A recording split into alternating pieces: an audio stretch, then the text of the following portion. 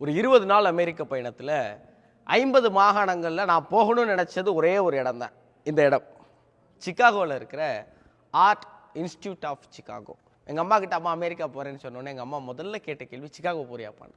ஏன்னா சின்ன வயசுலேருந்து எங்கள் அம்மா வாசித்து எனக்கு சொல்லி கொடுத்தது நான் தொடர்ந்து கேட்ட கதைகளுக்கு பின்னாடி இருந்த அந்த ஒரே ஒரு மனிதர் வீரத்துறவி விவேகானந்தர். 1893 ஒரு சாதாரண இந்தியன், எளிய இந்தியன், ஒரு ஒரு சமய கூட்டமைப்புக்கு பேசுறதுக்கு நம்ம ஊர் ராமநாதபுரம் சேதுபதி அரசரால் அனுப்பி வைக்கப்பட்ட அந்த இந்தியன் வந்து போன இடம் இன்னைக்கும் வரலாற்று சிறப்புமிக்க இடமா இருக்கு.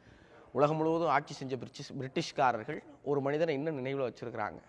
அந்த மனிதனுக்காக இங்கே சுவாமி விவேகானந்தா வே அப்படின்னு ஒரு பாதைக்கு பெயரிடப்பட்டிருக்கு.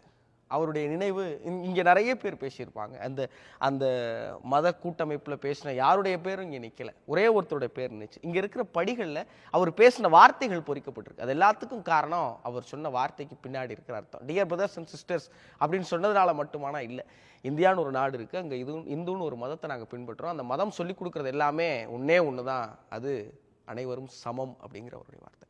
இன்றைக்கி இந்தியாவிலையும் இந்தியர்களும் இந்து மதத்தை பின்பற்றவர்களும் தமிழர்களும் பல்வேறு சாதி மதங்களுக்கு நடுவில் சமத்துவத்தை எப்படி பேணுறோங்கிறத ரொம்ப ரொம்ப முக்கியமாக நம்ம பார்க்கணும்னு நினைக்கிறேன். இதே நாட்டில் இருக்கிற இந்த நாட்டின் தலைநகரமாக இருக்கிற நியூயார்க்கில் தான் ஐநா சபைங்கிற உலகை ஆளுகிற அமைப்பில் யாதும் ஊரே யாவரும் கேளிருங்கிற கணியின் பூங்குன்றனுடைய வார்த்தை இருக்குது.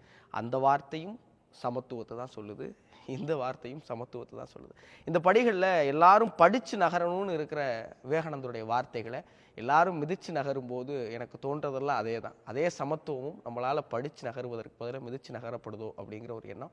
இதை இங்கே வந்து உங்கள்கிட்டலாம் பகிர்ந்துக்கணும்னு விரும்பினேன்.